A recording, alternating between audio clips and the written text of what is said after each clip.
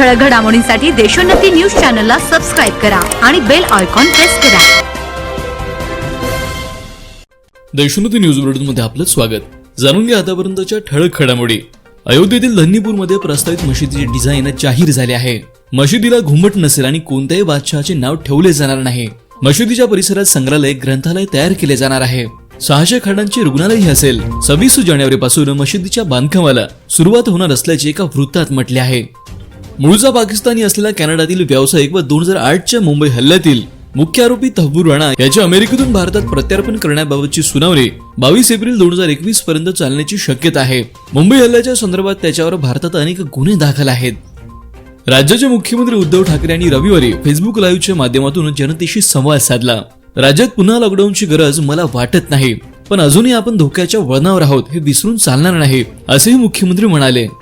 100 unit पर्यंत वीज मोफत देऊ म्हणणाऱ्या राज्य सरकारने कोरोना काळात अवाढव्य वीज बिले दिली, शिवाय वाहून गेलेल्या घराला 2,500चे वीज बिल दिले।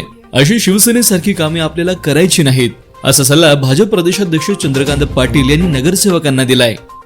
ऊसाची एफआरपी अधिक 200 रुपये देण्याच्या शेतकरी संघटनांच्या मागणीला प्रतिसाद देताना राज्यातील बहुतांश साखर कारखान्यांनी फक्त एफआरपी देण्याचे मान्य केले, परंतु कृष्णा, जयवंत शुगर, जरंडेश्वर, शरयू, अजिंक्यतारा या साखर कारखान्यांनी एफआरपी ही देण्यास नकार दिलाय।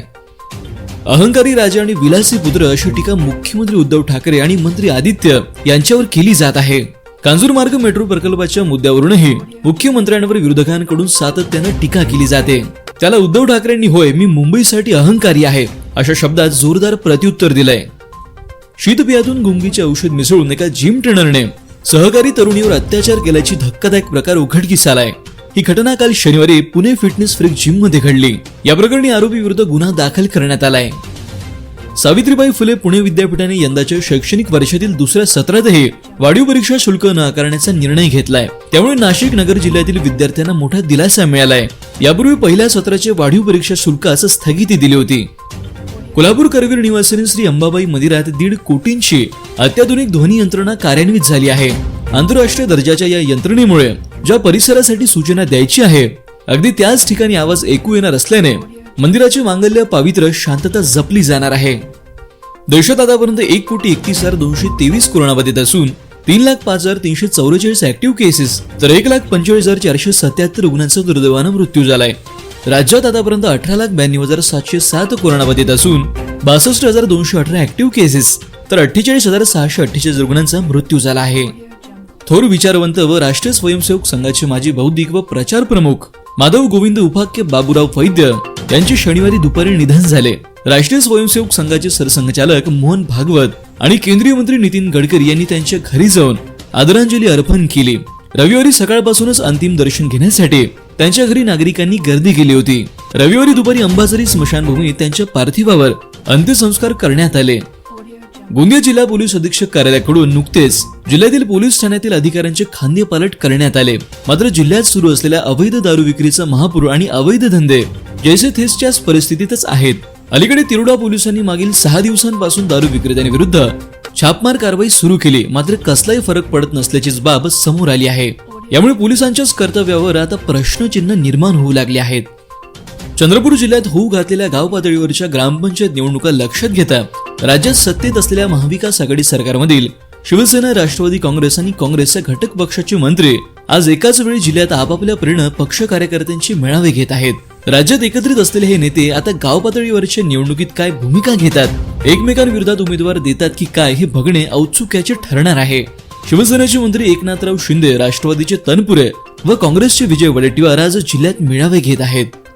गडचिरोलीकडून आरमोरीकडे जात असलेली भरधाव कार रस्त्यावरील खड्ड्यामुळे उसळून शेतात पलटल्याची घटना आज चुरमुरा किटाळी नजीक घडली। मात्र नशीब बलवत्तर म्हणून कार चालक श्रीकांत भांडेकर वय 20 वर्ष, अश्विनी भांडेकर वय 22 वर्ष, शिवानी भुरसे वय 20 वर्ष तिन्ही राहणारे चामोर्शी हे सुदैवाने सुखरूप बचावले। वर्ध्याच्या जुन्या तहसील कार्यालयात मोठ्या प्रमाणात जुने साहित्य, कागदपत्रे बेवार स्थितीत पडून आहेत। याचा वाली कोण असा प्रश्न निर्माण झालाय। याकडे महसूल विभागाच्या वरिष्ठ अधिकाऱ्यांनी लक्ष देण्याची गरज व्यक्त होते। गेल्या 3 दिवसांपासून बेपत्ता असलेल्या युवकाचा मृतदेह सापडल्याची घटना चांदूर तालुक्यातील पारडी येथे घडली। निलेश धेपे असे युवकाचे नाव आहे। या घटनेचा पुढील तपास चांदूर पोलीस करीत आहेत। अकोल्यातील शिवाजी महाविद्यालयाजवळ असलेल्या लक्ष्मी फर्निचरच्या गोडाऊनला रविवारी दुपारी 12 वाजताच्या सुमारास आग लागली. या गोडाऊनच्या बाजूला रहिवासी परिसर असल्याने गोडाऊन मधून धुराची लोट दिसताच सतर्क नागरिकांनी अग्निशमन दलास तातडीनं या आगीची सूचना देताच अग्निशमन दलाच्या गाड्या घटनास्थळी दाखल झाल्या.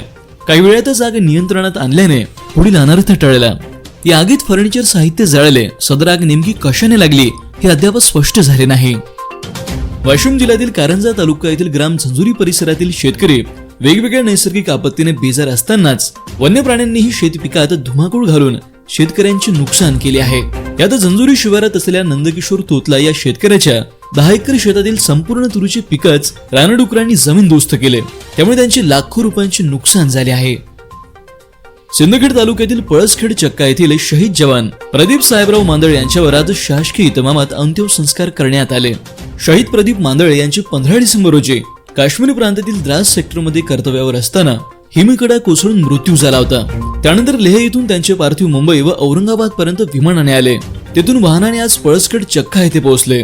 दरम्यान सावरगाव माळ ते पळसखेड चक्कापर्यंत सजवलेल्या वाहनातून रॅली काढण्यात आली. नांदेड जिल्ह्यातील तामसा येथे अज्ञात माती फिरवणे अंगणात उभ्या असलेल्या ऑटोसह 7 दुचाकींना आग लावून आर्थिक नुकसान केले. या घटनेने दहशतीचे वातावरण निर्माण झाले आहे. शेतालगत असलेल्या विद्युत रोहित्रात पार्किंग झाल्यानंतर उसाने पेट घेतल्याने शनिवारी रात्री परभणी जिल्ह्यातील मरडसगाव शिवारात एका उसाच्या शेतात आग लागली. आगीमध्ये 1 एकर ऊस जळून खाक झाल्याची घटना घडली आहे. यामध्ये दत्ता धुराजी काळे या शेतकऱ्याचे लाखो रुपयाचे नुकसान झाले आहे. स्थानिक ग्रामस्थांनी आग विझवण्याचा प्रयत्न केला होता. लातूर जिल्ह्यातील जळकोट शहरातील एका अल्पवयीन मुलीला अज्ञातांनी तिच्या तोंडाला रुमाल लावून बेशुद्ध करून 4 चाकी वाहनाने तिचे अपहरण करण्यात आले. यामुळे जळकोट शहरात एकच खळबळ उडाली. मात्र मुलीने चपळी दाखवत अपहरणकर्त्यांच्या तावडीतून आपली सुटका करून घेतल्याची घटना घडली आहे. राज्यातील खासगी शाळेतील 4थी श्रेणी कर्मचारी पदांबाबतचा राज्य शासनाच्या अन्यायकारक निर्णयाच्या विरोधात शिक्षकांच्या समन्वय समितीतर्फे धुळे जिल्हाधिकारी कार्यालयासमोर घंटानाद आंदोलन करण्यात आले. यावेळी शासनाच्या निर्णयाचा निषेधही करण्यात आला. समन्वय समितीचे पदाधिकारी शिक्षक उपस्थित होते. महाराष्ट्राचे कुलदैवत श्री खंडोबा यांच्या चंपाषष्ठी निमित्ताने रविवारी घरोघरी येळकोट येळकोट जय मल्हार हा निनाद ऐकावयास मिळाला. या निमित्त हिंगोली शिवसेना जिल्हा प्रमुख तथा आमदार संतोषराव बांगर यांच्या निवासस्थानी चंपाषष्ठी निमित्त धार्मिक कार्यक्रम प्रसंगी नागरिक उपस्थित होते. जळगाव जिल्ह्यात अवकाळी पावसामुळे 64,602 शेतकऱ्यांचे 36,546 प्रति हेक्टर पिकांचे मोठ्या प्रमाणात नुकसान झाले होते. यासाठी शासनातर्फे एकूण 20,55 लाख रुपयांचा निधी मंजूर करण्यात आला. मात्र प्रशासनाच्या हलगर्जीपणामुळे अद्यापही नुकसानग्रस्त शेतकऱ्यांना मदतीचा निधी मिळाला नाही. बळीराजा बँकांच्या चक्रा मारून थकला आहे. लोकप्रतिनिधींनी लक्ष द्यावे अशी मागणी जोर धरीत आहे. राकेश रोशन क्रिस 4ची तयारी करत आहेत. यामध्ये ऋतिक बरोबर दीपिका पदुकोणही दिसणार असून दीपिकाच्या अगोदर कियारा अडवाणी आणि कृती सेनन बरोबर देखील या संदर्भात चर्चा केली होती. मात्र ऋतिकने दीपिकाला पहिली पसंती दिली. बिग बॉस 6 मधील स्पर्धक आणि अभिनेत्री सना खानचा निकाह नुकताच झाला. सोशल मीडिया आणि बॉलिवूडशी संबंधित न्यूज पोर्टलवर तिच्या निकाहाचे फोटो आणि व्हिडिओ शेअर केले जात आहेत. ऑस्ट्रेलिया विरोधातील पहिल्या कसोटी सामन्यात टीम इंडिया आणि कर्णधार विराट कोहलीच्या कामगिरीमुळे सोशल मीडियावर अनुष्का शर्माला पुन्हा एकदा ट्रोल केले जात आहे. भारत आणि ऑस्ट्रेलिया यांच्यातील दुसरा कसोटी सामना 26 डिसेंबर पासून सुरू होणार आहे. बॉक्सिंग डे कसोटी सामना मेलबर्न क्रिकेट ग्राउंडवर खेळवण्यात येणार आहे.